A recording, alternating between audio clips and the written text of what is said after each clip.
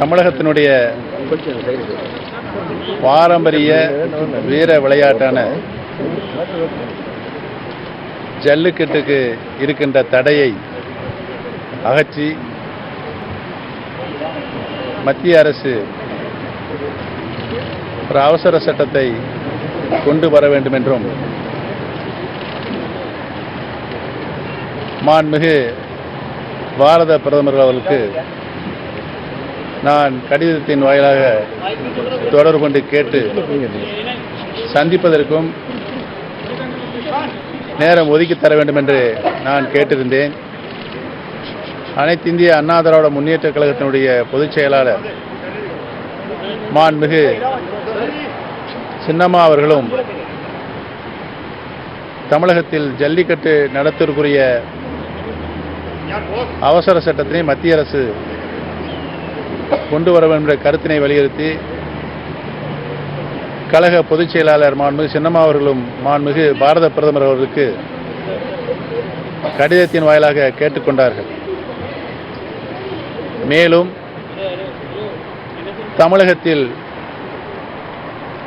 ஓராண்டு பெய்ய வேண்டிய 2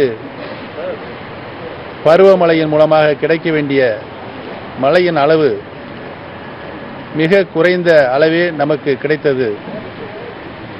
அதன் காரணமாக தமிழகத்தில் ஒரு கடுமையான வறட்சி ஏற்பட்டிருக்கிறது என்பதனையும் தமிழகத்திலே இருக்கின்ற 32 மாவட்டங்களிலும்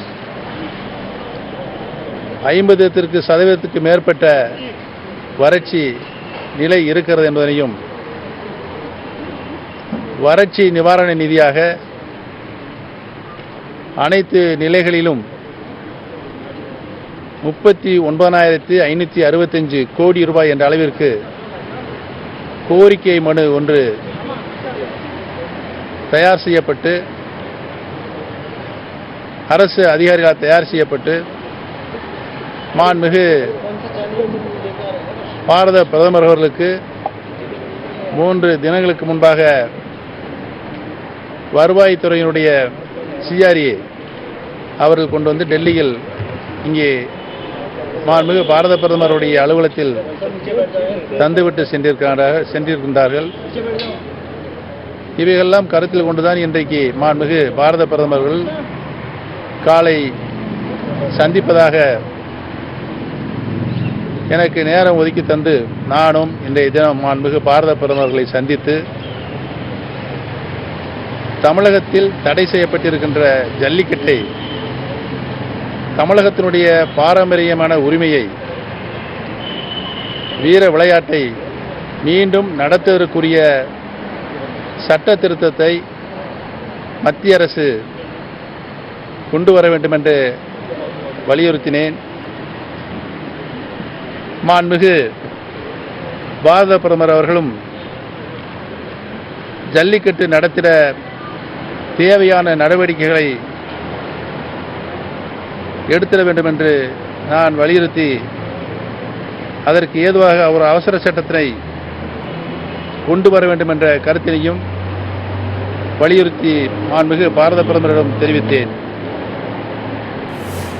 மாண்புமிகு பாரத பிரதமர் அவர்கள் மிகவும் பரிவுடன் நமது கருத்துக்களை கேட்டுக்கொண்டார்கள். இந்த பிரச்சனையில் தமிழ்நாட்டின் உணர்வுகளுக்கு மிகுந்த மதிப்பளிப்பதாக மாண்புமிகு பாரத பிரதமர் அவர்கள் தெரிவித்தார்கள். தமிழருடைய உணர்வுகளை நான் முழுமையாக மதிக்கின்றேன், நான் நன்றாகவே அறிந்திருக்கிறேன் என்ற கருத்தினையும் மாண்புமிகு பாரத பிரதமர் அவர்கள் தெரிவித்தார்கள்.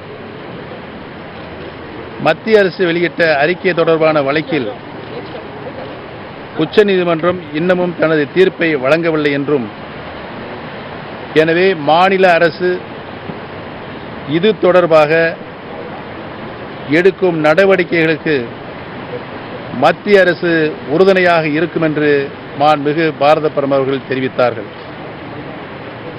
ஜல்லிக்கட்டு நடைபெறுவதற்கு தேவையான நடவடிக்கைகளை மத்திய அரசுடன் இணைந்து உடனடியாக எடுப்போம் என தெரிவித்துக் கொள்கிறேன். இது பற்றிய மாநில அரசின் நடவடிக்கைகளை நீங்கள் கூடிய விரைவில் காண்பீர்கள் என்பதனையும் நான் தெரிவித்துக் கொள்கிறேன். நன்மையே யாவும் நன்மையாய் முடியின் என்பதை மட்டும் இப்பொழுது தெரிவித்து, மேலும் தமிழ்நாட்டின் வறட்சி நிலை பற்றி விரிவாக மாண்புமிகு பாரத பிரதமர் எடுத்துக் கூறினேன். மாண்புமிகு பாரத பிரதமர் அவர்களும் மாநில அரசுக்கு வறட்சிக்கு உரிய நிவாரணத்தை வழங்கப்படும் என்று தெரிவித்திருக்கிறார்கள்.